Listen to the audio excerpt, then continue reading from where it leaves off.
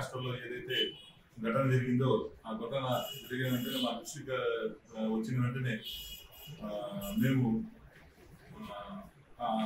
Hostel సందర్శించి అక్కడ బాధితుల్ని విచారించి వారి యొక్క తల్లిదండ్రుల కంప్లైంట్ మేరకు ఎఫ్ఐఆర్ రిజిస్టర్ చేయడం జరిగింది. 60/2025 అని చెప్పి ఎఫ్ఐఆర్ రిజిస్టర్ చేసాం. ఎఫ్ఐఆర్ రిజిస్టర్ చేసిన తర్వాత ఎవరైతే దీనికి బాధ్యుడైన చట్టంతో విభేదించబడిన బాలుడు ఎవరైతే ఉన్నారో అతను కూడా అదుపులో తీసుకున్నాం. తర్వాత దీంట్లో కొంత శాఖాపరమైన నిర్లక్ష్యాలు ఏమైనా ఉన్నాయేమో అని చెప్పి మేము కూడా విచారించాము. తర్వాత ఈ సోషల్ వెల్ఫేర్ జేడీ గారు,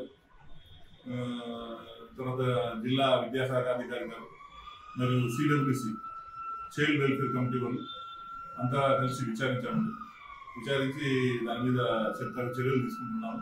ఎవరైతే నిర్లక్ష్యంగా వహిస్తున్నారో వాళ్ళ మీద కూడా ఖచ్చితంగా శాఖాపరమైన చర్యలు చెప్పి సిఫార్సు చేస్తున్నాం పోలీస్ శాఖ తరఫున.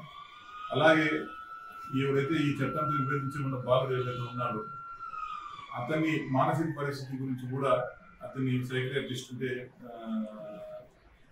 మానసిక వైద్యురాలు తీసుకుపోయి అతను కూడా టెస్ట్ చేస్తున్నాం, పరీక్షలు చేస్తున్నాం. దాని తర్వాత మొత్తం ఈ యొక్క కేసుకు సంబంధించి ఎన్ని చర్యలు తీసుకోవాలో అన్ని చర్యలు కూడా పోలీస్ శాఖ తరఫున తీసుకున్నాము. మరిన్ని వీడియోస్ కోసం ఛానల్ ని సబ్స్క్రైబ్ చేయండి. లేటెస్ట్ అప్డేట్స్ కోసం వాట్సాప్ ఛానల్ ని ఫాలో అవ్వండి. ఆ లింక్ డిస్క్రిప్షన్ లో ఉంది.